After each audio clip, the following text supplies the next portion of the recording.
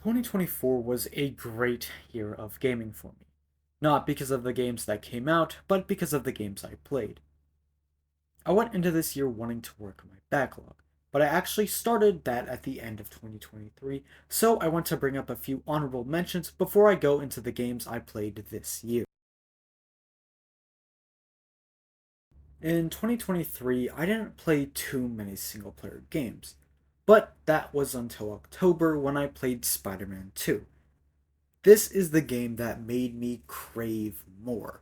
I went into it and I thoroughly enjoyed it, and I wanted that story and that combat and just such a good polished game. And I had played a ton of multiplayer games and not a lot of single player, and I was like, I need more of this.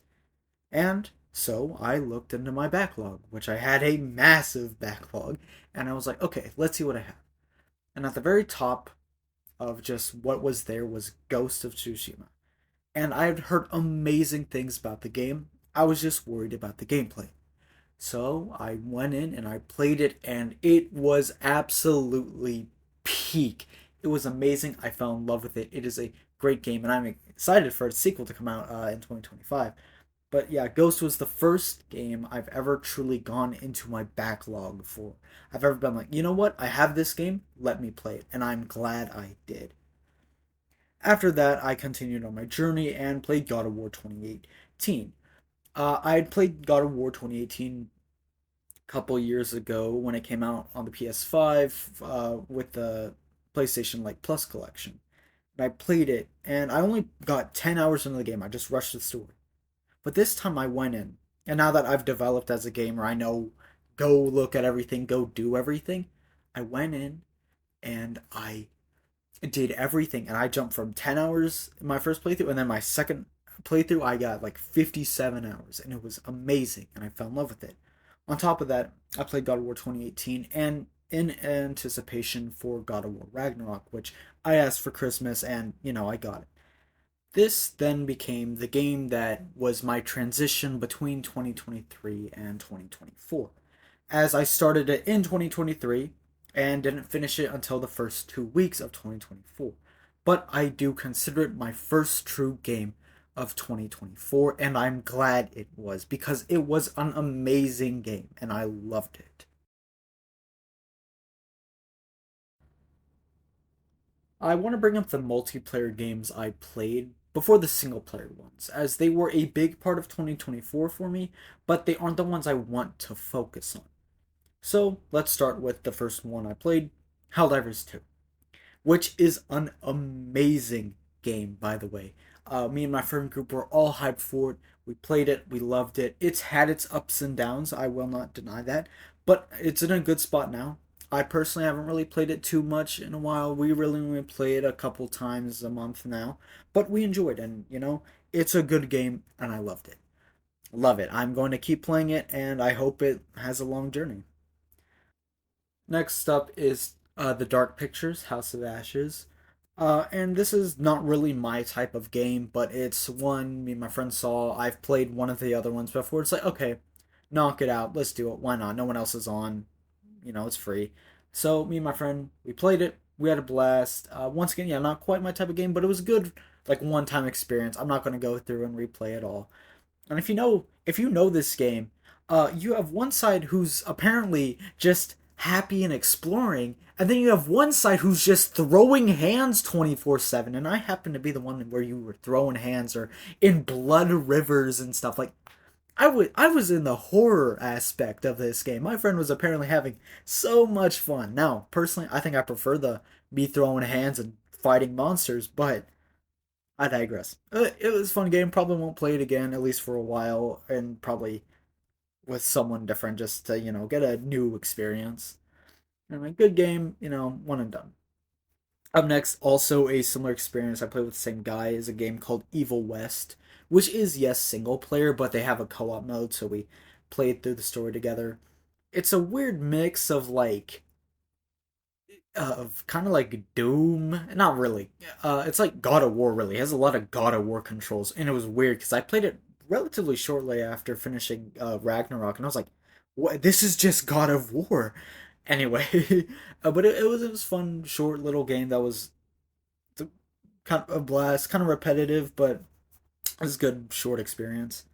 Um, then there's a really big gap between like kind of like the new games I played for multiplayer. So like there I played games between these, so stuff like but stuff I already have and party games. So it's like Jackbox or Minecraft Dungeons or Minecraft itself or Gang Beasts or stuff like that. I played those games, but those aren't the ones I like are new or really like played in 2024. So up next was Space Marines 2, and Space Marines 2 was really good. We had a trio play the campaign. We enjoyed it. We liked it. It was fun. It was awesome. It was epic. And then we played the co-op PvE modes, and we played that a lot. But to be honest, and we never touched the actual PvP. We That's not what we wanted the game for.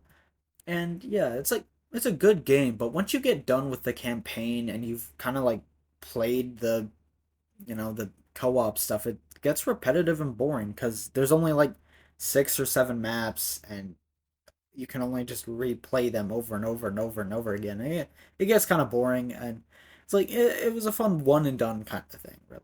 I will probably play it anytime they get an update, but as of now, it's just okay. It was a fun little experience. Up next, which is a very new arrival, is Marvel Rivals. That's a blast.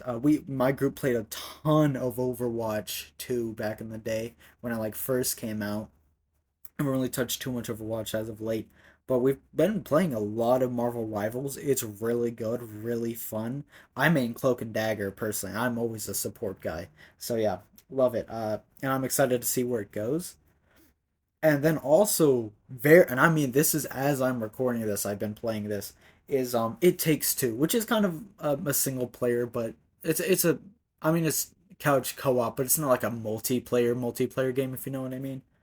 But yeah, It Takes Two is an absolute blast. It is way crazier than I thought it was going to be. I know it was like a puzzle teamwork game, but holy crap!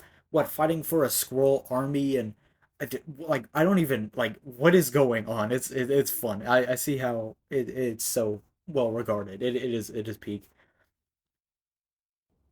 And then one thing, this one's kind of out of order, but Roblox.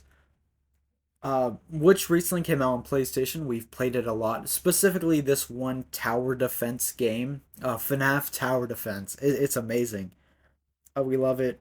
It's great. Roblox overall is good. It's. I mean, Roblox is a great game. But personally on PlayStation, it just a lot of games aren't quite built for controller, and even when there is some controller aspects, it's either spec towards Xbox or it's still not great, which kind of sucks. But as time goes on and that it's out on all platforms, I assume more will be fine tuned controllers and whatnot.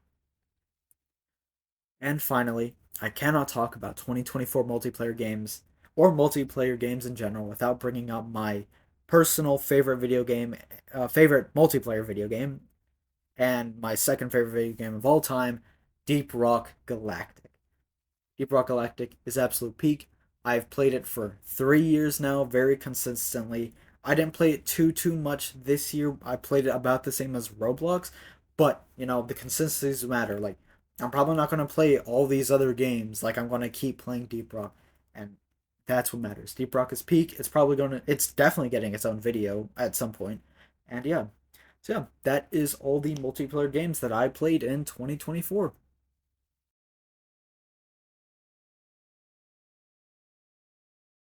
Going in the order I played them, the first game after God of War Ragnarok was Deathloop, which is actually a game I did play mostly in 2023. I mean, I think I beat the whole story in 2023, but I finished it up. I went back in and I was like, you know what? I'm gonna go get all of the trophies and explore some more, and I did. It's a blast. I loved Deathloop a lot. It was a game that I was really hyped for when I saw it was announced. I thought it looked really good. I just didn't play it, but it came on the PlayStation Plus um uh catalog, and I was like, you know what? Yeah, I'm gonna play it because it's a game I wanted, and I did, and I loved it, and it's great. I highly recommend. It is a very solid game. And yeah. Next up is Control, which is a game I played way back. It's also a game that was on the PlayStation Plus catalog for the PS5 when it first came out. And I was like, you know what? I'm gonna give it a shot. And I did, and I didn't quite like it, and I got lost, and me getting lost was really what did it, because I was like, I don't know where to go, I don't know what I'm doing. So yeah, I did. But then I came back this year. I was like, okay, if I'm doing my backlog, Control is going to be on that list because I want to play it properly. And I did. And it's fun. It's a good game. It's not quite my gameplay, right? It is that, action adventure kind of. But I don't know. The guns felt a little underpowered. But the abilities, oh my gosh, the abilities are so good. Because, like, lifting up a rock and, like, throwing it at someone or transforming enemies is great. Levitating is amazing. The map layout is absolutely horrendous in my opinion. It has got to be one of the most confusing games to navigate, and it's the map really doesn't help you. But it's fun, and I'm glad I was able to replay it and play it properly. The next game I played was Life is Strange Before the Storm, but I'm gonna get into that later with all the other Life is Strange games. All right, then next real game is Days Gone, which is also kind of similar to Control, where I had played it because it was off of the PlayStation Plus catalog. I was like, all right, let's play it. Let's see what it is. Played it on and off for a little bit. Eventually, stopped playing it, and then I was like, okay, I have it. Let me just restart the whole game, start from the beginning, play through. Glad I did. I would have not remembered like a whole lot of what was going on. Anyway, I had a blast playing the game. It's not quite my gameplay. The guns, the scrounging. I don't like how melee weapons broke in like 5 hits. Anyway, I digress. It was a good game. I had fun. I thought the story was good. And yeah, overall, it's a good game. The community around it is kind of mixed because, I mean, 90% of it is just whining about not getting a second game. Which, okay, yeah, I get if you like the game, but like it's years, guys. Chill, chill. It's fine. Like y'all don't need to be on the same level as, like all the other games that like. Not that this game does not deserve a sequel. It clearly set one up, and I'm fine if it did. But I think there are definitely other gamers who have been craving and kind of deserve a sequel more than Days Gone. No offense. I don't don't hate me for that. Anyway, next up. This is kind of a backlog, yeah, because yeah, it counts. I had it downloaded because PlayStation Plus during COVID came out for free for everyone to download. Was Horizon Zero Dawn, and Zero Dawn was a game I was really worried about playing because I had heard really good things about it, but I knew the whole premise was you are a archer. You are using a bow and arrow to fight giant machines. And one, I hate using bows in games. I really dislike bows. I prefer guns or melee. And it's just such a weird in between of you have to take so long to draw a single fire. And it's like, ah, right? So, I was getting ready to play it, and I was like, okay, but at least I've heard really good things. And I swore, like, a week before I was like getting ready to play it, I saw stuff about how people didn't like it. It's like, oh, I can barely get past the first like 3 hours. I'm like, I tried to play it so much, and I just never could get it. And I was like, oh no, I'm cooked. It's not gonna work. I was like, I gotta believe. So I went in, played it, and I really enjoyed it. I like the more I played it, the more I liked it. It's weird, like, and I don't know what it was about the DLC, but the DLC Frozen Wilds was so good. I can't put my finger on what was like so peak about it, but it was amazing. I don't know. That was arguably my favorite part of the game was Frozen Wilds. I don't know why. I really don't know, but yeah. And I was like, wow, I fell in love with Horizon. I really did. And then, so immediately later, I played Horizon Forbidden West, and uh, I know a lot of people prefer Zero Dawn over Forbidden West. I prefer Forbidden West. Um, Mainly just because of the improvements. The quality of life stuff is so good. Not having to worry about organizing your inventory after you pick up like 5 things is so nice, and always just insta calling a mount or stuff like that, making things better. The improved combat, which even it's weird though because they improved the combat but made it weaker, like melee combat specifically. And I only ever used the basic all bow or bows, I guess, throughout these games because I don't know, it's just consistent, right? I would use the like long bow a bit more if I really needed to do damage, but the other stuff, nah, I didn't care for. It's just I think I just got used to the bow too much. But yeah, Forbidden West has jumped up to one of my favorite games I've ever played. I don't know what it like. And it's like the gameplay itself isn't truly what my gameplay is. I mean, the combat is the main thing, and I'm not the biggest fan of its combat, but I don't know, something about the world, the story, the characters, the combat is still good. It's just once again not quite my thing. But yeah, I had a blast playing the game, and yeah, it's just it's great. Yeah, I'm glad to have finally gotten to the Horizon franchise, and yeah.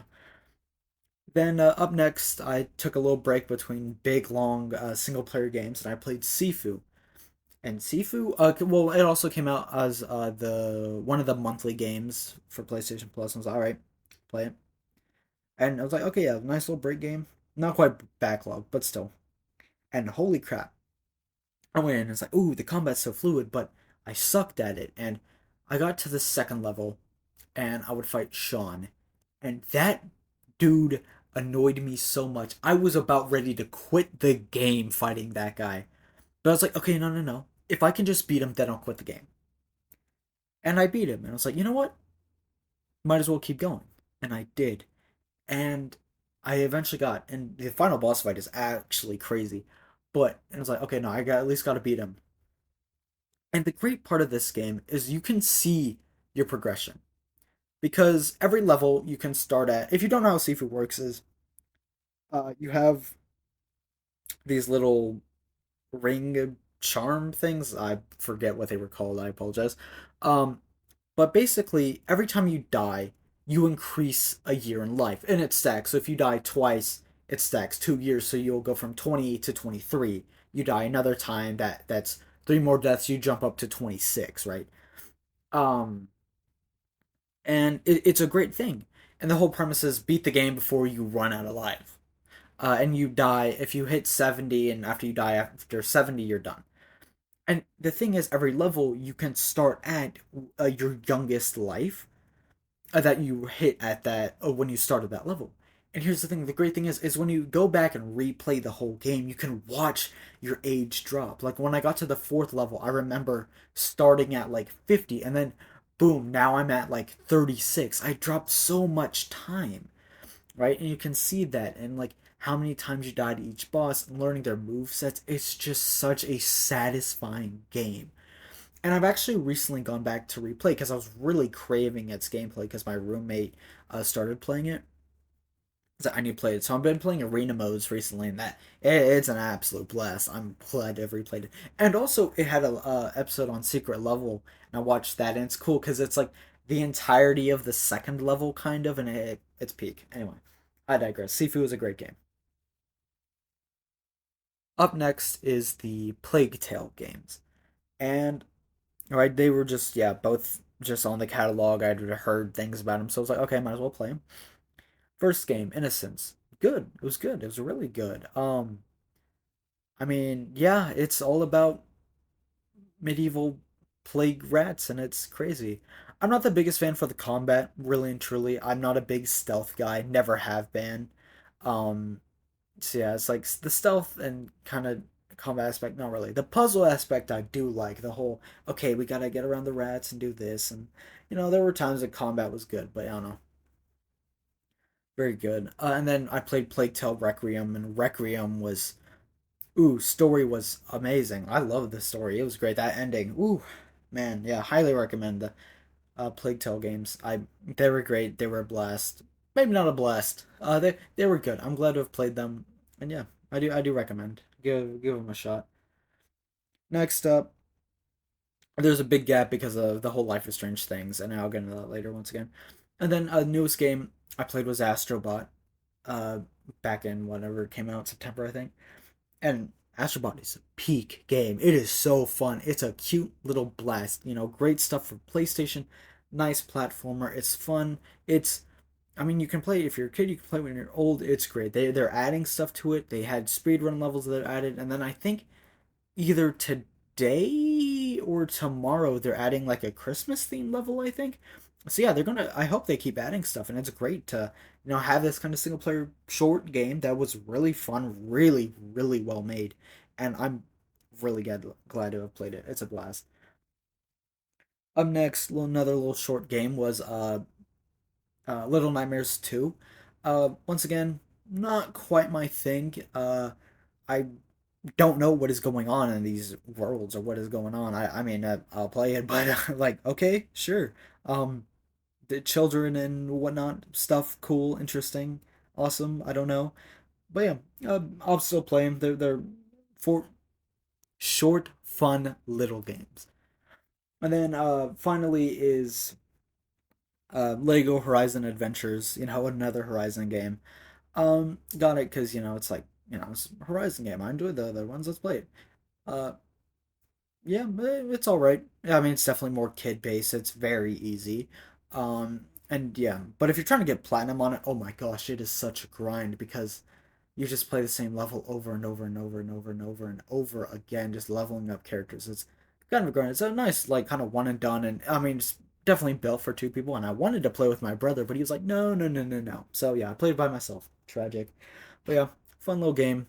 And yeah, although these were not all of the single player games I played this year, as I mentioned earlier, Life is Strange will be getting its own segment. So let's move on to the best and worst thing that happened to my gaming career this year. These games heavily impacted 2024 for me, as they derailed my backlog. From June all the way till now, I haven't properly been able to work on my backlog as I didn't want to play any other game while working on my reviews.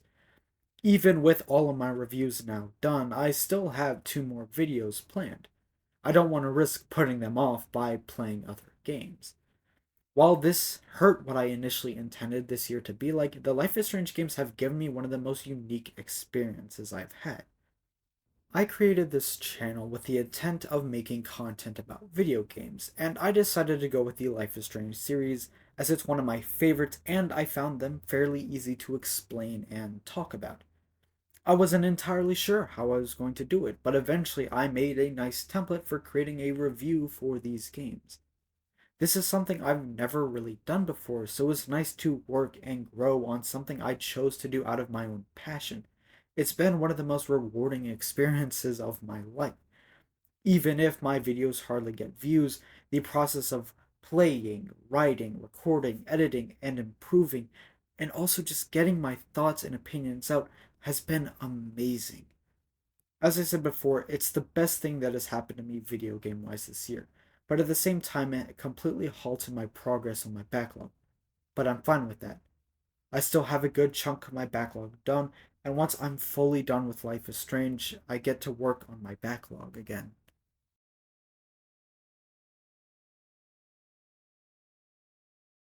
2024 has been the best year of gaming for me so far.